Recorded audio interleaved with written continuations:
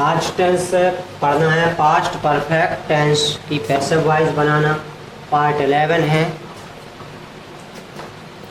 Past perfect tense part 11 पढ़ना है passive voice में।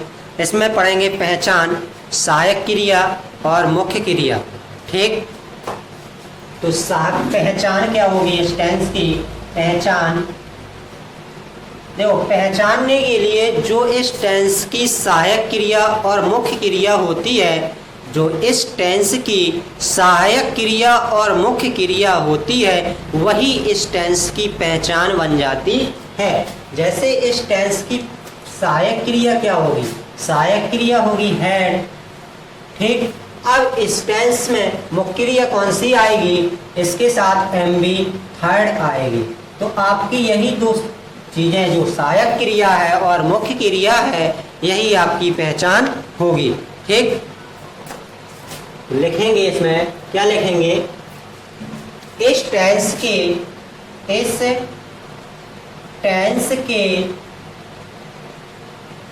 वाक्यों में हेड के साथ एम बी थर्ड आती है। क्या लिखेंगे? पहचान लिखेंगे। इस टेंस के वाक्यों में हेड के साथ एम बी थर्ड आती है। ठीक, इसके बाद चलते हैं सहायक क्रिया। अब हमने बताया था कि सहायक क्रिया जो होगी वो क्या होगी? H B, helping verb. H B क्या होगी? अगले टेंस की। बता चुके थे कि अगले टेंस की सहायक क्रिया आनी है, तो इसका अगला टेंस क्या होता है? Past perfect continuous tense. तो पास्ट परफेक्ट कॉन्टिन्यूअस टेंस में सहायक क्रिया क्या आती है? हेड के साथ बीन लगा होता है, हेड के साथ बीन। तो इस टेंस की सहायक क्रिया क्या बन जाएगी? Had been. क्या बन जाएगी? Had been. इसके बाद पढ़ते हैं मुख्य क्रिया। क्या पढ़ते हैं? मुख्य क्रिया। तो मुख्य क्रिया हमने बताया कि इस टेंस की मुख्य क्रिया थर्ड आनी है। तो आप पढ़ रहे हैं पास्ट परफेक्ट। जितने भी परफेक्ट टेंस होते हैं, इसमें पहले से ही आपको एम बी थर्ड मिलती है, एम बी का तीसरा रूप मिल जाता है। तो आप इसमें कुछ नहीं करना है, जो मुख्य क्रिया आनी है थर्ड, तो हम वही लगा देंगे। मुख्य क्रिया जिसे कहते हैं मेन वर्ब, मुख्य क्रिया शॉर्ट में कहते हैं एम बी। मेन वर्ब क्या होगी? एम बी थर्ड आएगी। Okay, clear? चलते हैं यहां से आगे अफर्मेटिव सेंटेंस। तो अफर्मेटिव सेंटेंस ऐसे कहते हैं सिंपल सेंटेंस। तो अफर्मेटिव सेंटेंस होता क्या है? सिंपल सेंटेंस होता क्या है? सिंपल, तो सिंपल कहते हैं कि ऐसे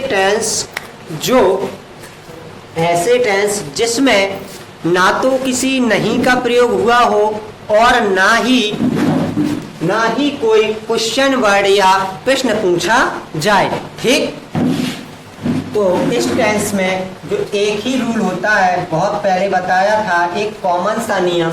कौन सा नियम? कॉमन नियम बताया था। क्या बताया था? कि बताया था आपको सबसे पहले आना है ऑब्जेक्ट। क्या आना है? ऑब्जेक्ट, ओबीजे, शॉर्ट में लिख देते हैं ओबीजे। ऑब्जेक्ट के बाद आपका आएगा एच बी, इसके बाद आएगी एम बी। एम बी हमें पता है हमेशा थर्ड आनी है, तो हम यहाँ सीधे लिख देते हैं थर्ड। इसके बाद other word, by plus subject. यही होता है आपका कॉमन नियम। तो इसी से हम सिंपल का नियम बनाएंगे, या इसी को कह दो सिंपल का नियम है। सिर्फ एच बी के स्थान पर हम उसकी सहायक क्रिया ओपन करके रख देंगे। ओपन मतलब खोल के रख देंगे। इसकी जो टेंस की सहायक क्रिया बनेगी, तो आपका नियम बनेगा ऑब्जेक्ट प्लस एच। रूल क्या बना? Object plus H B. H B में क्या आना है? Had been. क्या आएगा? Had been. इसके बाद कॉमन सा नियम जो लिखा था आ रहा है एम बी, तो अब लगा देंगे हम एम बी थर्ड।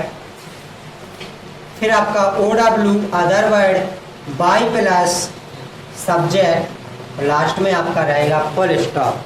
ठीक, तो इसमें वाक्य में लिखेंगे he had done his homework. He had done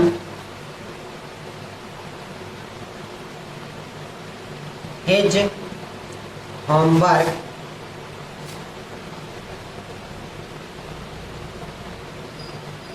full stop. तो वाक्य क्या है? he had done his homework। इसको बनाना है इस नियम से, जो आपका ये नियम लिखा है। तो हमें इसमें सबसे पहले नियम कह रहा ऑब्जेक्ट लाइए आगे। तो हमें ऑब्जेक्ट कहाँ मिलेगा? मुख्य क्रिया के तुरंत बाद। मुख्य क्रिया के तुरंत बाद मुख्य क्रिया आपकी ये लिखी है डू। डू की थर्ड फॉर्म होती है डन। तो इसके बाद लिखा है हिज होमवर्क। तो आपका ये पूरा क्या है? ऑब्जेक्ट है। तो आगे आ जाएगा हिज होमवर्क। His homework. अब आएगी सहायक क्रिया। सहायक क्रिया क्या है? Had been. इसके बाद कह रहा एम बी थर्ड लगाना है। तो हमने कहा था परफेक्ट के जितने भी वाक्य पढ़े होंगे और पढ़ रहे हैं उनके प्रत्येक परफेक्ट में एम बी हमेशा पहले से ही आपको थर्ड रूप में मिलेगी। तो आपकी डन कौन सी रूप है? थर्ड रूप। तो इसे हम ज्यों का त्यों रखते हैं। अदर वर्ड, ऑब्जेक्ट के बाद कुछ लिखा हो तो वो अदर वर्ड होगा। यहाँ ऑब्जेक्ट के बाद कुछ भी नहीं लिखा है तो यहाँ आपका अदर वर्ड नहीं दिया गया। बाई प्लस सब्जेक्ट, चलिए बाई लगा दिया। अब हमारा सब्जेक्ट क्या है? यहाँ ही। अब ही को लाना है यहाँ पर, तो यहाँ हम ही रखेंगे तो गलत हो जाएगा। क्यों? क्योंकि यहाँ जो आपका जो ऑब्जेक्ट आया यहाँ सब्जेक्ट का कार्य कर रहा, यहाँ ही भी सब्जेक्ट बनेगा। तो यहाँ सब्जेक्ट ये बना तो यहाँ ऑब्जेक्ट आएगा ही का। ही का ऑब्जेक्टिव केस क्या होता है? ही का ऑब्जेक्टिव केस बहुत बार बताया कि हिम होता है। तो यहाँ क्या लगेंगे? By him. कंफर्म? क्लियर? ठीक है, आगे पढ़ते हैं नेगेटिव सेंटेंस। पढ़ना है नेगेटिव सेंटेंस। तो नेगेटिव सेंटेंस में रूल क्या होगा? अभी जो हमने सिंपल का नियम लिखा था उसमें इसके स्थान पर हमने हैड बीन रख दिया था। क्या रख दिया था? Had been. अब हैड और बीन आपके दो टुकड़े बन गए। अब यहाँ नॉट लगाना है। तो नॉट और हैड, नॉट को हम हैड और बीन के बीच में लगा देंगे। नॉट को कहाँ लगा देंगे? हैड और बीन के बीच में लगा देंगे और नियम आपका ज्यों का त्यों रहेगा। तो आपका क्या बनेगा नियम? Object plus had plus not plus been plus M B third plus O W plus by plus subject और फुल स्टॉप। नियम सिंपल में क्या था? हैड और बीन को एक साथ रखा था। नेगेटिव में क्या किया? हैड और बीन के बीच में नॉट रख दिया। हैड और बीन के बीच में किसे रख दिया? नॉट को रख दिया। तो आपका ये नियम किसका बन गया? नेगेटिव सेंटेंस का। वाक्य लिखेंगे she had not learned her lesson. She had not learned LEARNT her lesson full stop. वाक्य में हमें सबसे पहले नियम को देखेंगे। जो नियम कह रहा है वही करते जाओ, वाक्य गलत नहीं होगा। नियम कह रहा ऑब्जेक्ट लाइए, तो हम ऑब्जेक्ट कहाँ मिलेगा? एमबी के तुरंत बाद। एमबी के तुरंत बाद लिखा है हर। अब हर दो प्रकार से देख सकते हैं। या तो संबंध रखेगा, मतलब ये आपका ऑब्जेक्ट नहीं होगा, किसी के साथ अपना शब्द की मीनिंग, ठीक? या तो ये अपना शब्द की मीनिंग होगा, ठीक है? या फिर ऑब्जेक्ट होगा, कर्म होगा। क्योंकि सी का जो कर्म होता है, सी का वो हर होता है और अपने शब्द के लिए मीनिंग होती है, वो भी हर होती है, ठीक? तो यहाँ पर अब देखें कि हर भर को देखते हैं तो भी ये ऑब्जेक्ट बन रहा है, तो भी वाक्य बनना है। लेकिन इसके बाद लेसन लिखा है, तो हर लेसन का जब इसका अर्थ निकालेंगे, she had not learned her lesson, उसने या वह अपना पाठ, यहाँ क्या आया, अपना पाठ, या उस पाठ नहीं आया, क्या आया इसका अपना पाठ। जब इसका अर्थ आया अपना पाठ, तो अपना पाठ या अपना लेसन, तो अपना क्या हो गया जी, हर क्या हो गया, अपना शब्द की मीनिंग।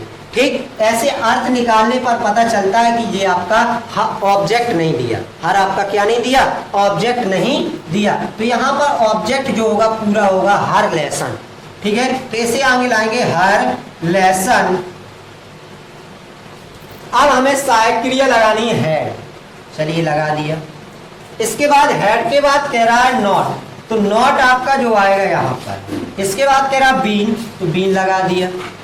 एमबी थर्ड, हमने कहा था परफेक्ट में जितने भी पढ़ेंगे सब में पहले से ही थर्ड फॉर्म मिलेगा, तो एमबी को हम ज्यों कहते हैं लिख देंगे। अदर वर्ड वाक्य में नहीं दिया। बाई प्लस सब्जेक्ट, तो बाई रखा। अब देखिए सब्जेक्ट हमने बताया यार हर होगा, क्या होगा ऑब्जेक्ट इसका, इसका सी का सब्जेक्ट है सी, इसका ऑब्जेक्ट क्या होगा हर, तो बाई हर आएगा। ठीक है, क्लियर। इसके आगे पढ़ते हैं इंटेरोगेटिव सेंटेंस। ठीक, अब पढ़ना है इंटेरोगेटिव सेंटेंस। तो इंटेरोगेटिव सेंटेंस क्या होगा, इंटेरोगेटिव सेंटेंस मतलब प्रश्नवाचक वाक्य, प्रश्नवाचक वाक्य। तो प्रश्नवाचक वाक्यों में प्रश्न पूछे जाते हैं। जब प्रश्न पूछे जाते हैं तो इसमें एक चिन्ह आता है प्रश्नवाचक, ये वाक्य के अंत में पहले मिलेगा। और यदि आप वाक्य में ये नहीं लगा रहे हैं तो ये वाक्य आपका गलत हो जाएगा। ठीक, तो इसका नियम क्या होगा, जब इंटेरोगेटिव सेंटेंस पढ़ते हैं तो सहायक क्रिया को आगे रखते हैं। तो आपकी सहायक क्रिया क्या है, हैड बीन। अब हम दोनों टुकड़ों को आगे नहीं रखेंगे, एक टुकड़ा आपका जो मेन टुकड़ा है इसका इस टेंस का, पास्ट परफेक्ट टेंस का, पास्ट परफेक्ट टेंस की सहायक क्रिया होती है हैड, तो हैड वर्ब को हम आगे रख देंगे। ठीक, इसके बाद रखेंगे ऑब्जेक्ट को, किसको रखेंगे, ऑब्जेक्ट को, तो आपका आएगा ऑब्जेक्ट। अब बचता है दूसरा टुकड़ा बीन, तो अब रखेंगे हम बीन को। यहां तक हो गया एच बी तक, फिर क्या से बचा एम बी से, तो एम बी से लेके फिर same M B third plus O W plus by plus subject, और लास्ट में क्या लगाना है, क्वेश्चन मार्क, प्रश्नवाचक चिन्ह। यदि हमने इसे नहीं लगाया तो वाक्य कैसा है, गलत। क्यों, क्योंकि वो कह रहा प्रश्न पूछने के लिए और आप नहीं बता रहे यहाँ प्रश्न। क्या प्रश्न पूछा जाएगा तो प्रश्नवाचक चिन्ह जरूर आएगा। ठीक, यही गलती 90% स्टूडेंट करते, वो आपका वाक्य बोर्ड के पेपरों में गलत हो जाता। ठीक, इसमें टेंस लिखेंगे had he killed a lion, had he killed a lion, lion प्रश्नवाचक चिन्ह, इसे बनाना है।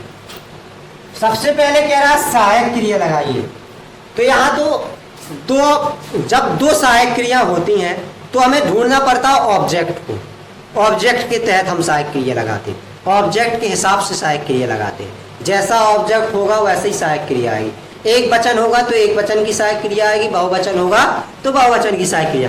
अब यहाँ सहायक क्रिया तो एक ही है, तो हमें ना यहाँ देखना है कि हैड के साथ बहुवचन के साथ क्या लगाना है, एक वचन के साथ क्या लगाना। जब एक ही सहायक क्रिया तो दोनों के साथ हैड लगाना है, तो हम इसे जो कहते हैं हैड। अब ऑब्जेक्ट एमबी के तुरंत बाद ए लाइन आपका क्या है, ऑब्जेक्ट। अब बचता है इसके बाद बीन, बीन, फिर क्या आती है एमबी थर्ड, पहले से रखा है। अदर वर्ड वाक्य में नहीं है, बाई प्लस सब्जेक्ट, बाई। अब सब्जेक्ट क्या है, ही का ऑब्जेक्ट क्या बनेगा, हिम। लास्ट में क्या आएगा, क्वेश्चन मार्क। क्लियर। इसके बाद इंटेरोगेटिव नेगेटिव में थोड़ा सा अंतर होता है, इसी में देखेंगे इंटेरोगेटिव नेगेटिव। तो इंटेरोगेटिव नेगेटिव में क्या अंतर होता है, जैसे सिंपल में और नेगेटिव में अंतर था नॉट का, और इसी प्रकार इंटेरोगेटिव और इंटेरोगेटिव नेगेटिव में अंतर होगा नॉट का। ठीक है, तो नॉट अर्थात नेगेटिव, इसमें भी आपका प्रश्नवाचक चिन्ह जरूर आएगा। ठीक, अब प्रश्नवाचक चिन्ह तो आना है, वो ठीक है। अब नॉट लगाना है नेगेटिव के लिए नॉट, तो नॉट कहाँ लगाएं? बीन के बाद या बीन के पहले? बीन के पहले अर्थात ऑब्जेक्ट के बाद, ऑब्जेक्ट के बाद रखेंगे, लगा देंगे आप क्या? नॉट। नियम बनेगा had plus object plus not plus been plus MB से लेके लास्ट तक ज्यों का था। अंतर क्या मिला? नॉट का। कहां लगा दिया? ऑब्जेक्ट और बीन के बीच में, आपका नेगेटिव बन गया। वाक्य देखिए, लिखा है ही had he killed a lion, इसमें भी नॉट आएगा। जब तो नेगेटिव बनेगा तो लगा दिया हमने ही के बाद में। वाक्य आपको दिया गया है had he not killed a lion, इसे बनाना है तो हमें इसमें भी नियम को देख के बनाएंगे। किसको देख के बनाएंगे? नियम को। जो नियम कहे वही करते जाओ। तो नियम कह रहा सहायक क्रिया, हेड लगा दी। ऑब्जेक्ट ए लाइन लिख दिया। ठीक, अब कह रहा नॉट, तो नॉट है वाक्य में तो नॉट लगा दो। बीन लगा दिया। चलिए अब आते एमबी में। एमबी कह रहा थर्ड लगाइए, तो उसमें पहले से थर्ड फॉर्म दी है, तो आप ज्यों का त्यों लिख दो उसे, किल्ड। और अदर वर्ड आपको नहीं दिया तो अदर वर्ड छोड़ दो। बाई प्लस सब्जेक्ट, तो बाई लगा दो। सब्जेक्ट क्या है? ही का ऑब्जेक्ट क्या बनेगा? हिम, तो आपका क्या आएगा? बाई हिम, और लास्ट में क्या आएगा? Question mark. यदि आपने पूरा वाक्य सही बनाया और लास्ट में क्वेश्चन मार्क नहीं लगाया, यदि कोई बुजुर्ग बोर्ड में कॉपी चेक करने को बैठ जाएगा ना, तो आपको समझ में आएगा क्या होता है। कोई समझ ले कि भाई ये बच्चे ने वाक्य सही बनाओ, तब तो ठीक है, वो कर देगा कुछ ना कुछ।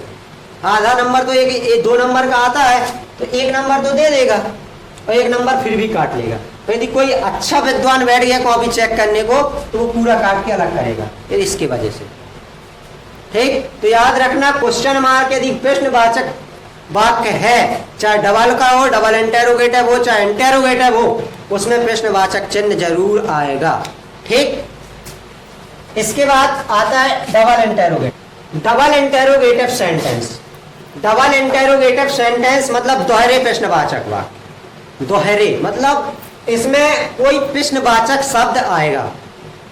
ठीक, हिंदी वाक्यों में बीच में आता है, इंग्लिश वाक्यों में शुरू में आता है। जब पैसिव वॉइस बनाते हैं तो वाक्य में पहले मिलेगा आपको। तो नियम होगा सबसे पहले QW लगाइए, फिर आप इंटेरोगेटिव बचता है, डबल को QW में प्रदर्शित किया, बचता है इंटेरोगेटिव, तो इंटेरोगेटिव का पूरा नियम had object plus been plus MB third plus OW plus by plus subject, आपका ये नियम है। ठीक है, नियम क्या बना? QW question word, head object के बाद आपका आएगा बीन, दूसरा टुकड़ा ऑब्जेक्ट के बाद मिलेगा। ठीक, MB थर्ड और फिर other word by plus subject. ठीक है, वाक्य लिखेंगे why had a word, why had he killed a bird? Why had he killed a bird? Question. ठीक है, तो इसे बनाएंगे तो हमें पहले नियम क्या कह रहा है? QW लाइए, तो पहले ही मिलेगा, हमने बताया, तो इसे हम ज्यों का त्यों रख देंगे। ठीक, इसके बाद हेड, तो इसे हेड को भी ज्यों का त्यों, क्योंकि दूसरी कोई सहायक क्रिया नहीं है, इसे भी ज्यों का। ए वर्ड ऑब्जेक्ट है आपका, तो आपका ए वर्ड आ जाएगा। ठीक, बीन लगाना है, नियम कह रहा है बीन लगाइए, बीन लगा दिया। ठीक है, कह रहा है MB थर्ड, जिसमें ED लगा वो MB है, किल्ड। अदर वर्ड वाक्य में नहीं है, by plus subject, by subject क्या है? ही का ऑब्जेक्ट क्या होता है? Him, question mark. क्लियर? इसके बाद देखते हैं डबल इंटेरोगेटिव नेगेटिव। इसी में डबल इंटेरोगेटिव नेगेटिव में ऑब्जेक्ट के बाद नॉट लगाएंगे। जैसे इंटेरोगेटिव नेगेटिव में नॉट लगाया था ऑब्जेक्ट के बाद, इसी प्रकार डबल इंटेरोगेटिव नेगेटिव में भी ऑब्जेक्ट के बाद नॉट को लगाएंगे। ठीक, तो ऑब्जेक्ट के बाद नॉट लगाएंगे तो नियम बन जाएगा आपका object QW plus had plus object plus not plus been plus MB third plus OW plus by plus subject और लास्ट में क्वेश्चन मार्क। वाक्य में देखिए, वाक्य आपको क्या दिया है? वाक्य दिया है why had he not killed a bird, question mark. बनाएंगे क्या? बनेगा नियम को देख के। नियम कह रहा QW लगा दो वाई, कह रहा सब सहायक क्रिया हेड लगा दो, हेड लगा दिया। ऑब्जेक्ट ढूंढ लो ए बर्ड, इसके बाद कह रहा नॉट तो नॉट लगा दो, फिर कह रहा बीन, बीन लगा दिया। एमबी कह रहा तो एमबी किल्ड लगा दी। अदर वर्ड नहीं मिलेगा आपको क्योंकि वाक्य में नहीं दिया। By plus subject, by subject क्या है? ही का ऑब्जेक्ट क्या होता है? हिम। क्लियर? वाक्य कंप्लीट। क्लियर हुआ? ठीक है, एक नियम और बचता है हु का नियम। किसका नियम? हु पढ़ना है, हु का नियम।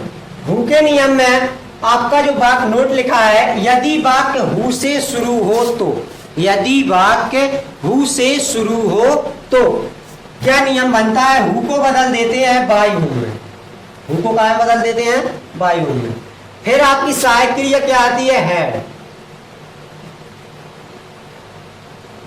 हेड के बाद ऑब्जेक्ट, ऑब्जेक्ट के बाद बीन, इसके बाद एमबी थर्ड और अदर वर्ड लास्ट में क्वेश्चन मार्क। आपका बाई प्लस सब्जेक्ट कहां गया? तो बाई प्लस सब्जेक्ट ये रखा, यही आपका QW है, यही आपका यहां पर सब्जेक्ट है, यही आपका बनेगा पैसिव वॉइस में ऑब्जेक्ट। ठीक, चलिए वाक्य देखिए, who had killed a lion. Who had killed a lion. इसे बनाएंगे, हु को कहाँ है बदलना है? बाई हूम में बना दो, बाई सहायक क्रिया हेड लगा दिया, ऑब्जेक्ट ए लाइन लगा दिया, इसके बाद बीन एमबी किल्ड। अदर वर्ड वाक्य में नहीं दिया तो वाक्य यहीं पर समाप्त हो गया और लास्ट में क्वेश्चन मार्क। क्लियर हुआ? आपका आज पास्ट परफेक्ट टेंस खत्म हुआ।